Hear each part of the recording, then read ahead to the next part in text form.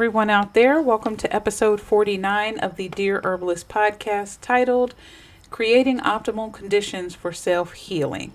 If you are new to this channel, welcome, welcome, welcome. You are always welcome here. And if you are a returning listener, thank you so much for checking in and tuning in with me week after week. I certainly appreciate that. Now, today this podcast is going to emphasize the importance of viewing the body as an interconnected system and how we as herbalists can use our knowledge to support the body's inherent healing abilities. This podcast is also going to provide you with some practical insights for herbalists to incorporate this approach into your businesses, okay? Ultimately helping your clients achieve better and long-term health outcomes. What do we mean when we say the body must have the proper conditions in order to heal itself? I know you've probably heard this 1,000 times, and for some it may seem like, well, what do you mean by that? When we say that the body must have the proper conditions to heal itself, we are referring to creating an environment within the body and around the body that supports and facilitates the natural healing processes of the body. Okay, so this includes internal conditions, and internal conditions basically you're ensuring adequate nutrition, hydration, immune function. You're looking at nutrients and minerals, okay, that having those are essential. You're talking about proper hydration, which supports cellular functions and detoxification. And you're also talking about a balanced immune system that will defend you against any type of infection, but also will promote tissue repair. Okay, those are the internal conditions we talk about. Now, the external conditions we talk about providing a supportive environment. This includes managing stress levels, promoting restful sleep, maintaining physical activity, okay, a clean, safe living environment. All of these things reduce exposure to toxins as well as minimizes the risk of injury. So these are the outside conditions. All right. And overall, we talk about a holistic approach, recognizing that emotional and mental well-being also play an important role. Stress management, social support, and mental health all contribute to the process of healing in a positive and impactful way. All right. So those are the conditions that we are talking about when we're talking about conditions. So let's break these down a little bit further. I'll start with internal conditions. Now, as always, grab a pen, grab a piece of paper, because when you tell someone the body can heal itself, it just has to have the proper conditions in order to be able to do so. You're going to have to explain to them how. What type of conditions are you talking about? How does this all work? What are those conditions, right? So let's look at some of them. Let's look at internal conditions, okay? Number one, proper nutrition. So adequate intake of essential nutrients, including vitamins, minerals, proteins, fats, and carbohydrates, having a proper balance of those things. All right. The next thing is hydration. Sufficient water intake to support cellular functions, detoxification, and overall balance in the body. Okay. Detoxification is next. Efficient functioning of the liver, kidneys, and lymphatic system, which all work together to eliminate toxins from your body. This is an internal condition that needs to be so that the body can work to heal itself. Okay. Next, balanced microbiome. So a healthy gut microbiome that supports digestion, nutrient absorption, and immune function. Now, in a little bit further down, we are going to talk about what happens when these things aren't in play. So just give me a few minutes here. Let me kind of set the stage for you. All right. The next internal condition that needs to be immune system support. So a robust immune system that is capable of defending against pathogens and promoting recovery from illness. Next, hormonal imbalance. Proper functioning of your endocrine system, which helps to regulate your metabolism, your stress response, as well as your reproductive health. That needs to be the proper condition, right? That is the proper condition for your hormonal balance and your endocrine system. The next thing is cellular health. So Maintenance of healthy cellular functions, including repair, regeneration, and energy production. Your body needs to be able to do these things. Next is your mental and emotional well-being. So a stable mental state and positive emotions to reduce stress and support overall health. All right, next is restful sleep. So quality sleep to facilitate cellular repair, memory consolidation, and hormonal regulation. And lastly, circulatory health. So efficient blood flow to deliver oxygen and nutrients to your tissues, as well as to remove metabolic waste. These processes, everything that I just mentioned, needs to be happening within your body in order for the body to be able to heal and repair itself. If these systems and processes are not going on in your body, or not happening or activated in your body, or not working correctly in your body, then you're setting yourself up for dis-ease. But we will talk more about that later.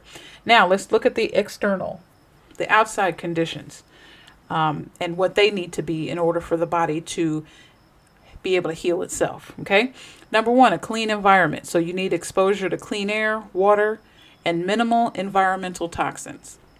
Number two, physical activity. So you need regular exercise to enhance circulation, support detoxification, and improve overall vitality. Now, exercise can be anything that you desire. You can get up and walk, you can run, you can exercise, on an exercise bike, whatever it is, you want to do that, okay? Because that can enhance circulation of your blood, support detoxification, and like I said, improve your vitality overall. Next, healthy diet. So access to fresh, whole foods that are free from harmful additives and preservatives. Next is adequate sunlight. So you want exposure to natural sunlight to support vitamin D synthesis, meaning how the vitamin D enters into your body and is able to kind of spread throughout, and different functions in the body are able to take it and use it for what it needs it for. All right. As well as to regulate your circadian rhythms. So that's your sleep. Next is stress management. So effective strategies to manage and reduce stress, such as mindfulness, resting, relaxation, these type of things. Another one is social support. These are your external conditions. So you have strong social connections and a support network to enhance your emotional well-being. Safe living conditions. So you live in a safe and secure living environment that reduces the risk of injury and promotes mental peace. All right. And then positive lifestyle choices. So you're avoiding harmful habits such as smoking, excessive alcohol consumption, and drug use. Okay. So by ensuring that you have these internal and external conditions met, the body can maintain a balanced environment, which they call homeostasis. And this environment is what will support the body's natural healing process. And we as herbalists can play a good role in guiding our clients towards achieving and maintaining these conditions throughout the personalized protocols that we assign for them, as well as lifestyle recommendations. Okay, you notice some of this stuff is not hard to grasp. A lot of these diseases out here are diseases of lifestyle choices, right? So when you have the internal conditions that are required for optimal health, right, then healing can occur. If you don't have it, then self-healing cannot happen. All right. So let's look at the consequences now of poor internal conditions. So if you don't have proper nutrition, you're going to have some deficiencies, and lack of essential nutrients can lead to these deficiencies, weakening your immune system, reducing your energy levels, as well as impairing your body's ability to function. Okay. So nutrient poor diets can also slow down tissue repair and your ability to recover from any type of illnesses or injuries that you may have. Let's look at the consequences of poor hydration, which we call dehydration, right? So one of the main things is toxin buildup. So insufficient water intake hampers detoxification, leading to the accumulations of toxins in your body. Another side effect, I guess, of dehydration is cellular dysfunction. So dehydrated cells function less efficiently, affecting overall health and vitality.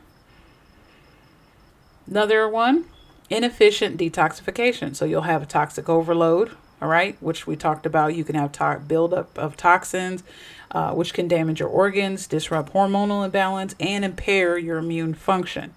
You can also have chronic inflammation. Okay, so accumulated toxins can cause chronic inflammation, contributing to various health issues like arthritis, cardiovascular disease, as well as digestive disorders.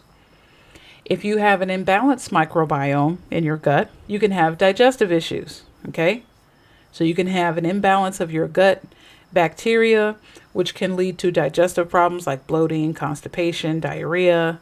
Your immune system can be weak, right? As a result of an imbalanced microbiome. This compromises your immune system, making the body more susceptible to infections, as well as illnesses. And if you have a weakened immune system, okay, this can lead to a frequency of infections as well as illnesses, okay? And if you have a lot of illnesses or a weakened immune system, this can also impact your ability to recover at a quicker rate from those illnesses and disorders. Okay, metabolic issues is another. So hormonal imbalances can lead to weight gain, fatigue, and metabolic disorders such as diabetes. Okay, you can have reproductive health problems. So some women may experience like their menstrual cycles are irregular, infertility, as well as other reproductive health issues, while men could face reduced testosterone levels and other related symptoms. All right, when we talked about cellular health, so poor cellular health can lead to chronic fatigue and reduced physical and mental performance. It also can lead to degenerative diseases, cancer, neurological disorders. So you want to keep those cells healthy. All right, but if the conditions aren't there, then you can have poor cellular health. Another thing, if the conditions are not proper, okay, as far as mental health is concerned, you can have chronic stress, anxiety, depression. All of these can arise from emotional instability. You can have difficulty managing stress and your emotions, which can impair your ability to be able to function in life, and thus giving you a terrible quality of life because you don't want to do anything, go anywhere, see anybody, interact with people. You're just kind of living in a bubble. And the reality of it is that we were not created to live in a bubble. Just like nature is interconnected, we too, I believe, as humans are interconnected, and we're designed to connect with each other and have good social relationships. And when that does not happen, I believe that's why depression comes in, because you're not socializing like you should. Okay? So that's very important. Keep that in mind. Side note. So as far as your internal health, okay, if those conditions aren't met, then of course you'll have lack of restful sleep, poor circulatory health. So you will have a lot of oxygen deprivation, meaning that you won't have sufficient blood flow delivering to your tissues, which can cause fatigue and impairing your organ function. You can have cardiovascular issues like poor circulation, which can also increase the risk of cardiovascular disease, which include hypertension, heart attacks, and strokes. These are all circulation issues. All right. So the overall impact, okay, as far as internal conditions, are chronic disorders or diseases. Okay. When these internal conditions are not maintained, the risk of developing chronic disorders or diseases, such as your diabetes, your autoimmune disorders, heart disease, and certain cancers, they increase significantly. All right. So persistent health issues, all right, chronic fatigue, mental health disorders, these things can severely reduce the quality of your life, as well as compromise your healing. Because the body's natural healing processes are compromised. This leads to longer recovery times and increases the likelihood of further complications. All right. So as herbalists, we can help, address these things by making sure that we evaluate the client's overall health and identifying any imbalances or deficiencies. It's important for us to educate our clients on the importance of maintaining proper internal conditions and how they can actually achieve them, because they can. It's not anything hard or difficult. It just may seem that way if they have to give up something they may be addicted to, or something that may be a stronghold in their life and they really don't want to let it go. That's where it becomes difficult. But other than that, it really is a process of letting go of things that no longer serve us. Letting go of toxic mindsets, toxic behaviors, eating correctly. So all of these things are important if we want to have a good quality of life. So we want to make sure we educate our clients on that. We will be able to design personalized herbal protocols that support nutrition, hydration, detoxification, immune function, hormonal balance, right? And other key areas. And nutrition is another subject that we as herbalists need to study as well. That's another podcast for another day. But it's something that we do also need to educate our clients on as well. And then recommend, some lifestyle recommendations. So advising clients on diet, exercise, sleep, stress management practices that support overall health and well-being. And all this information, like I always tell you guys, I speak to myself first. I hope that you as herbalists are speaking to yourselves first and making sure that, you are doing what you were talking about. It can be a struggle, and oftentimes as herbalists, we tend to take on more things than we should, and it can impair our own quality of life. But it's very important that we try to do our best to model the things that we are recommending to our clients, because the reality of it is they're going to sit down and look at you anyway. And if you're 600 pounds, stressed out, and you're trying to talk to them about having a good quality of life, and they're probably a quarter of your weight and maybe just dealing with some chronic kidney issues, they're going to be like,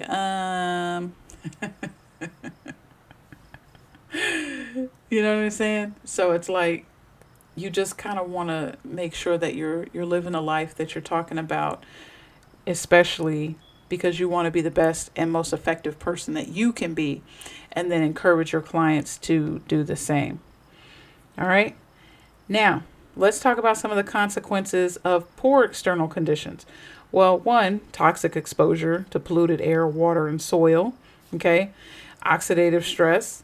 So these things can increase oxidative stress, what I was talking about earlier, the pollution of your water, your air, and your soil, which can lead to cellular damage, and these type of things can accelerate aging. Another thing is lack of physical activity. You can end up with issues such as poor circulation, weight gain, muscle weakness, all right, which can affect your body overall. Any type of an unhealthy diet, of course, you're going to have nutrient deficiencies and inflammation. Inadequate sunlight. You can have vitamin D deficiency, which is a lack of sunlight exposure, and is very, very important because this impacts your bone health, your immune system, and your mood. And just a side note, vitamin D is involved in over 200 different processes in the body alone. And this influences your bone health, your immune function, how your cells grow, muscle strength, cardiovascular health, your neurological function, your endocrine regulation, your reproductive health, your skin repair. I mean, it does so many things. So you got to have vitamin D. If you are low, go get checked. If you are low, you need that vitamin D. Get out there and get some sun. Be mindful of these different types of sunscreens. Okay. You still need to be able to get sun. You don't want to block everything, okay? You still need to be able to get that natural vitamin D. The body knows exactly what to do with it when it hits the cells, so natural is always better. All right? You can have chronic stress, right?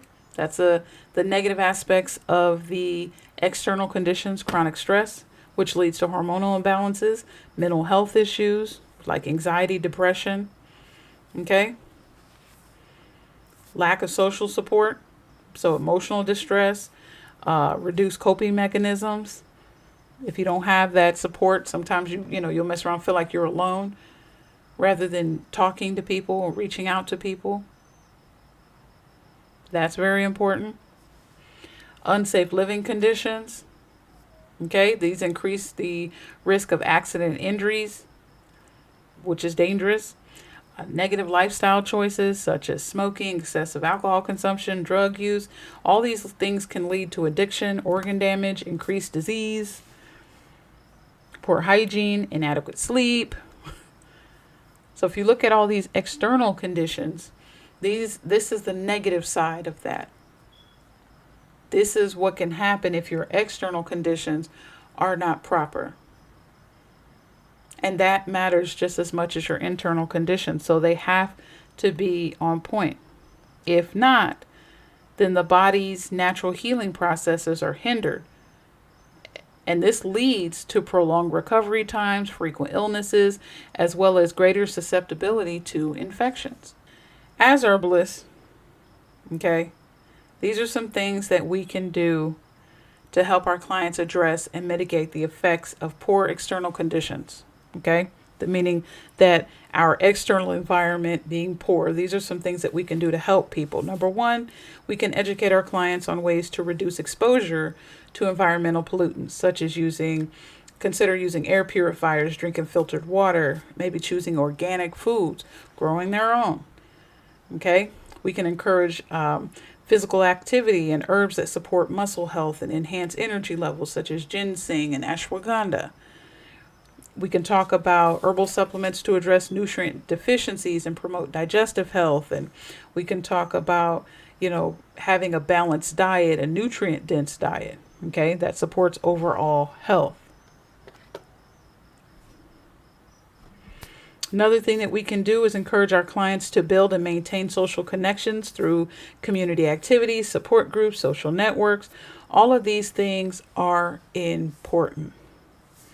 And then another thing we can talk about with our clients is how to improve their home, okay, their home conditions. Maybe make it safer, or make it more relaxing. Make it feel like a home rather than an office, or a home rather than just a workspace, or whatever it is that they are creating opposite of a home. Kind of help encourage them to do the opposite of that.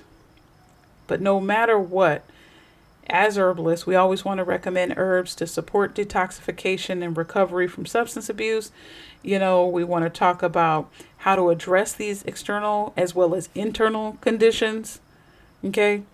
Educate our clients on how to maintain healthy habits, regular sleep patterns, good hygiene, avoid harmful substances, because all of these things impact healing. And if you listen to what I said, that's probably a good 20 conditions right there that impact the body's ability to be able to self-heal. So if you want the body to be able to self-heal, make sure that you are allowing the body and putting the body into a proper condition so that it can do what it's designed to do. It's a genius design. It's not flawed. Okay? I don't believe the body attacks itself. I believe the body is attacking something. Something that maybe we can't see, something we haven't identified, or something we don't want to see. But it was designed perfectly to keep us in perfect health. But because of our actions, our choices, and the things that we do, we cause it to deteriorate. So we have to accept some personal responsibility and make sure that we're doing what we can to give our body the internal conditions and external conditions that it needs to heal itself. Like I said before, we as herbalists are not the healers. All right? We are the facilitators of the healing process. And there are way too many factors involved and way too many variables that can come into play, such as the overall condition of the client, in order for us to give ourselves such a high title. We are a facilitator of the healing process as herbalists. The body heals itself. So we have to make sure that we educate our clients on what proper health is, just as much as we educate them about plants. If you like what you heard, please like, share, and subscribe. Follow me on all social media websites at The Demystified Herbalist. And until next time, family, I'm out.